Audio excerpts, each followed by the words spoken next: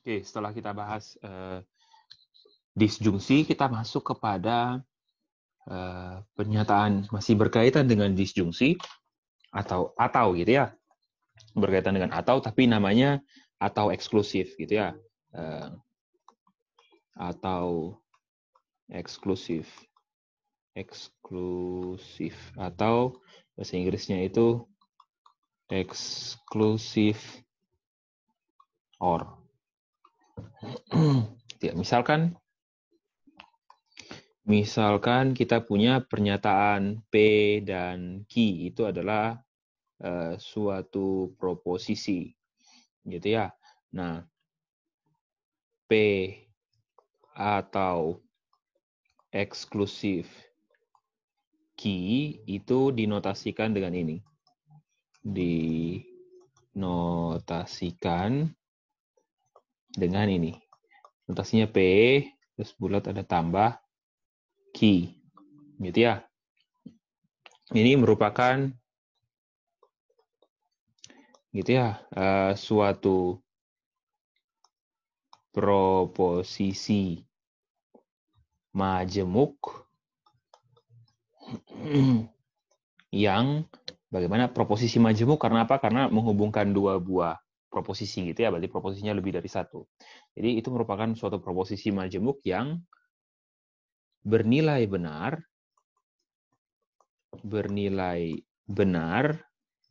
gitu ya, jika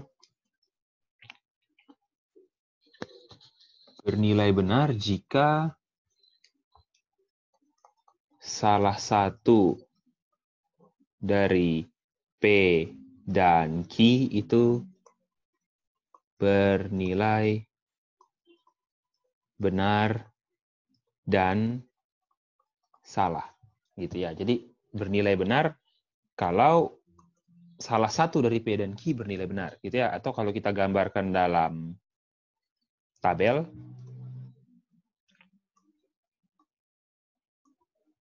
kita punya pernyataan P, Q, terus P atau eksklusif Q gitu ya. Nah, ini P benar atau benar, ya berarti salah gitu ya. Karena apa? Syaratnya apa? Benar atau eksklusif ini bernilai benar jika apa? Salah satunya benar dan salah satunya salah. Berarti kalau benar-benar apa? Salah. Benar-salah, benar. Salah-benar, salah-salah, ya salah. Gitu. Salah satu contoh membedakan atau biasa dan atau eksklusif adalah begini. Misalkan ditanya gitu ya, sama pencuri, kamu pilih mana? Harta atau nyawa? Gitu kan. Nah, ketika ditanya harta atau nyawa, artinya apa? Kita tidak dikasih kesempatan untuk memilih dua-duanya. Kalau disjungsi yang kita kenal apa? Kalau dikasih pilihan harta atau nyawa, kita bisa pilih dua-duanya. Karena ketika kita pilih dua-duanya, harta dan nyawa masih bernilai benar. Tapi maksud pencuri itu apa? Cuman boleh pilih salah satu. Kalau pilih harta, maka nyawa hilang. Kalau pilih nyawa, maka hartanya hilang. Gitu. Nah, oleh karena itu berarti apa? Cuman dipilih salah satu kan? Nah, itu adalah salah satu contoh kalimat yang menggunakan atau eksklusif. Kamu pilih mana? Harta atau nyawa? Nah, seperti itu contohnya. Gitu ya, itu contoh atau eksklusif. Nah, setelah atau eksklusif, kita masuk kepada ini.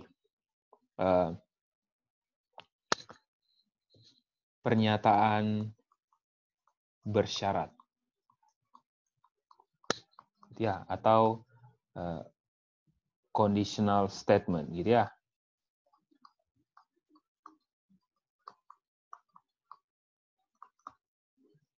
Kita punya pernyataan bersyarat. Nah, kita masuk kepada pernyataan bersyarat. Nah, misalkan P dan Q itu suatu proposisi gitu ya. Nah, misalkan P dan Q suatu proposisi, nah pernyataan gitu ya.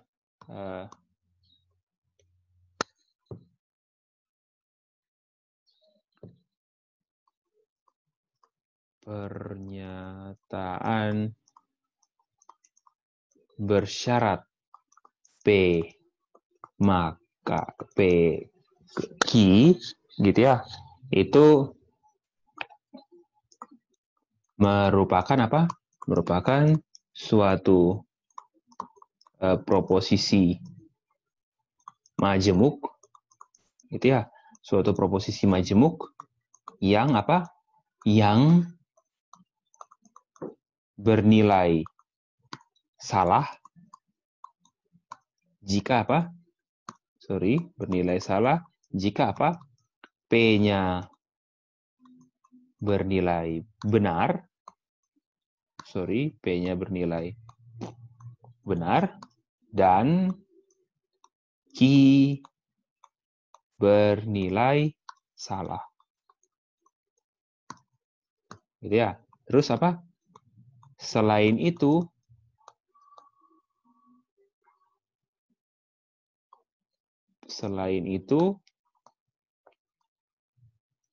gitu ya. Selain itu, bagaimana proposisi majemuk tersebut bernilai benar.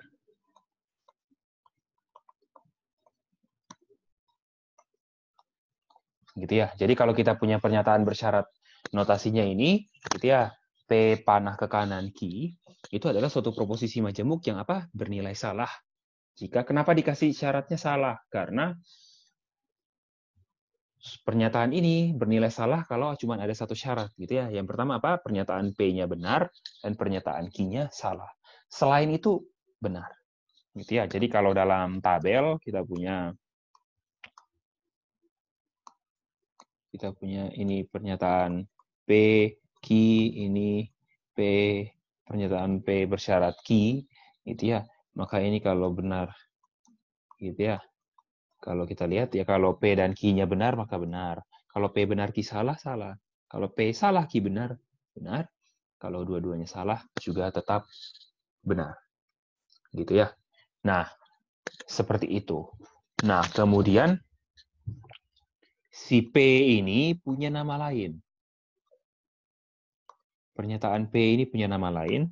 Kalau kita punya pernyataan kondisi atau pernyataan bersyarat ini, P itu namanya biasanya disebut apa? Hipotesis. Atau bisa saja kita sebut premis. Gitu ya. Sedangkan Q ini kita sebut dengan apa? Kesimpulan. Gitu ya. Jadi P-nya itu premis atau hipotesis, Q-nya itu adalah kesimpulannya atau conclusion. Gitu ya. Jadi ingat ya, itu. Nah, biasanya orang baca apa pernyataan ini? Pernyataan P bersyarat Q ini dibaca apa? Dibacanya apa? Jika P maka Q. Gitu ya. Makanya dibilang bersyarat. Karena apa? Jika P baru maka Q. Gitu ya. Jadi itu bersyaratnya. Kenapa dibilang bersyarat? Nah, pernyataan kondisi ini punya banyak sekali nama, gitu ya. Nama samaran lah kalau kita bilang, gitu ya. Namanya banyak sekali, gitu ya. Sebutannya atau panggilannya banyak, gitu ya. Itu kalian bisa lihat pada halaman 6, gitu ya. Pernyataan ini selain bacanya jika P maka Q, terus kita juga bisa baca apa? P itu cukup untuk Q, gitu ya. Atau kita bisa baca P mengakibatkan Q, gitu ya. Atau kita bilang Q itu perlu untuk P. Jadi kalau pernyataan P ya, bersyarat P pernyataan P bersyarat Q, selain dibacanya jika P maka Q, kita bisa baca juga dengan apa? P cukup untuk Q atau P mengakibatkan Q atau Q itu perlu untuk P, gitu ya. Nah, satu hal yang teman-teman perlu perhatikan gitu adalah ini, gitu ya. Di sini dibilang P itu cukup untuk Q, berarti ini sama saja dengan apa? Kalau kalian bisa lihat ada di situ ya. Jadi apa? Syarat cukup. Gitu ya, syarat cukup untuk Q itu adalah apa? P. Dan kalau yang ini apa? Syarat perlu untuk P adalah apa? Si Q. Gitu ya. Jadi kalau kita punya pernyataan pernyataan bersyarat gitu ya, PQ, maka P itu dikatakan apa? P itu dikatakan syarat cukup untuk Q, dan Q itu dikatakan syarat perlu untuk P. Nah, ini harus kalau bisa diingat baik-baik ya, karena ini akan digunakan pada saat mata kuliah matematika yang lain. Gitu ya. Mungkin di semester awal tidak akan terasa, nanti kalau sudah semester 4 dan 5 sering digunakan. Gitu ya. Mereka jarang lagi menyebutkan jika P maka Q, tapi mereka akan mengatakan apa? P itu adalah syarat cukup untuk Q, dan Q itu syarat perlu untuk P. Gitu ya. Mereka akan sebut seperti itu. Jadi kalau bisa ini diingat. Dan masih banyak istilah lagi. Teman-teman bisa lihat ya di halaman 6 pada buku. Gitu ya. Nah, selain gitu, oke. Ini pernyataan bersyarat, terus setelah pernyataan bersyarat, gitu ya, contoh, kita bahas contohnya bagaimana. Contoh pernyataan bersyarat, gitu ya. Kalau pernyataan bersyarat, rasanya teman-teman sudah sering dengar gitu ya. Misalkan, kita punya pernyataan ini. Jika Juan punya HP, maka apa? 2 tambah 3 sama dengan 5. Misalkan kita punya pernyataan ini. Berarti proposisi yang pertama apa? Juan punya HP. Kita namakan P. Terus proposisi yang kedua Q. Yaitu apa? 2 tambah 3 sama dengan 5. Nah, perhatikan di sini.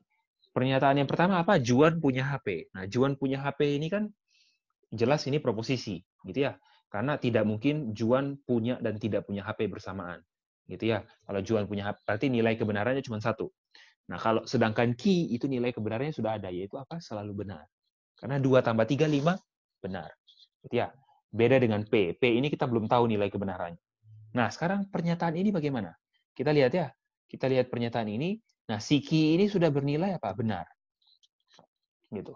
Terus si P ini kita belum tahu. Gitu ya. Tapi ingat ya, pernyataan apa? P maka Q itu salah kalau apa? P-nya benar, Q-nya salah. Nah, di sini Q-nya sudah benar. Artinya apa? Mau Juan punya HP atau Juan tidak punya HP, maka pernyataan ini selalu bernilai benar. Ya, karena apa? Kita punya, sama saya dengan kita punya apa? Pernyataan P maka Q dengan Q-nya true. Kalau Q-nya sudah true atau benar, mau P-nya itu false atau true, ini nilainya akan tetap apa? Benar atau salah, gitu ya. Ini tetap nilainya apa?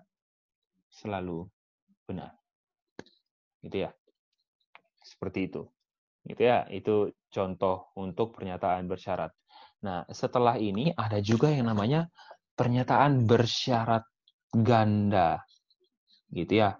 Atau namanya pernyataan bikondisi. Gitu ya. Jadi kita masuk gitu ya.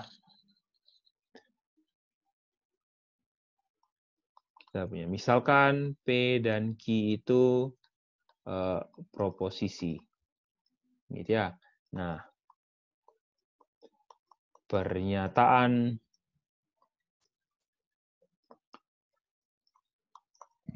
bersyarat ganda dari P dan Q, gitu ya, ditulis P panah ke kiri dan ke kanan Q, gitu ya, atau dibaca apa? P jika dan hanya jika Q. Gitu ya. Ini adalah apa? Suatu proposisi majemuk yang bagaimana? Yang bernilai. Yang bernilai apa? Yang bernilai benar. Gitu ya, yang pernyataannya bernilai benar jika apa? Pernyataannya bernilai benar jika apa? Proposisi P dan Q memiliki nilai kebenaran yang sama. Gitu ya. Jadi pernyataan P jika dan hanya jika Q itu bernilai benar kalau apa? P dan Q-nya benar atau P dan Q-nya salah. Gitu ya. Jadi ini jangan sampai dilupakan. Gitu ya. Kalau kita punya P Q, P jika dan hanya jika Q, gitu ya, atau P bersyarat ganda Q, itu akan bernilai benar kalau dua-duanya benar, gitu ya. Dua-duanya benar atau dua-duanya salah. Selain itu salah semua. Jadi itu ya, itu adalah pernyataan bikondisi. Gitu ya. Jadi jangan sampai lupa, gitu ya. Terus kemudian setelah ini pernyataan jika dan hanya jika ini atau pernyataan bikondisi bersyarat ganda, kita masuk kepada tabel kebenaran, gitu ya. Teman-teman jangan sampai lupa menggunakan tabel kebenaran, gitu ya. Ini sudah sering dipelajari, gitu ya. Nanti kita akan, saya kurang konsisten, gitu ya, menjelaskan. Nanti kita akan pakainya true dan false, gitu ya, T dan F. Misalkan kita punya pernyataan P, pernyataan Q, terus diminta coba tuliskan pernyataan P, kesimpulan dari P dan Q, gitu ya. Misalkan dikasih soal gini. Buat tabel kebenaran dari pernyataan ini, P atau Q, maka negasi P dan Q. Gitu ya. Misalkan kita diminta dibuat begitu, berarti artinya apa? Ya, kita buat kolomnya ya. Ini P, berarti ada negasi P juga. Terus kemudian kita punya Q, terus setelah itu kita punya pernyataan apa lagi? P atau Q, terus kemudian negasi P dan Q. Gitu ya. Terus yang terakhir apa?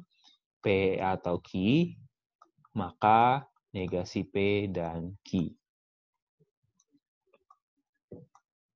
Ya, seperti biasa, kita pakai ini latah pakai B dan S gitu ya. Kita pakai true dan false gitu ya. True, true, false, false. Berarti kalau negasinya salah, salah, benar, benar gitu ya. Terus kemudian ini benar, salah, benar, salah. Maka kalau P atau Q bagaimana? Bernilai salah cuman pada saat kedua-duanya salah. Yang lainnya benar semua. Negasi P dan Q bernilai benar kalau dua-duanya benar, yang lain salah semua. Gitu ya. Terus kemudian jika maka apa bernilai benar kalau apa? Pertamanya benar, keduanya salah.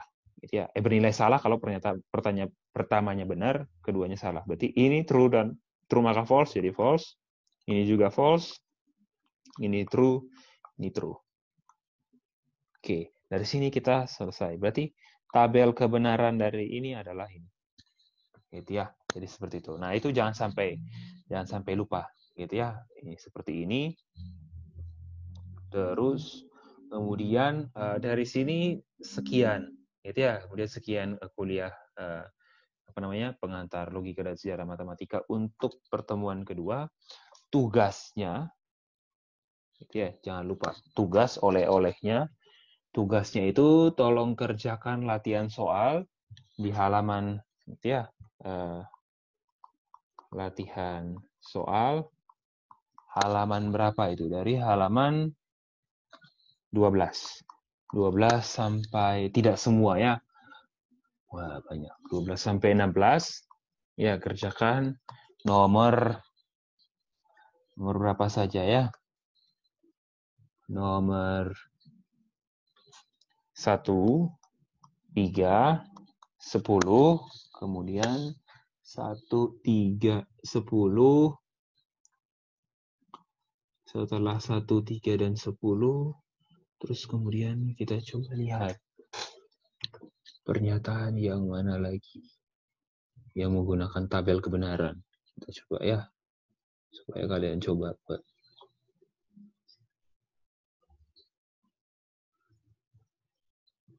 Oke, 1, 3, 10.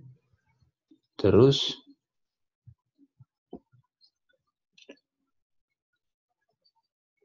kemudian nomor ini 37.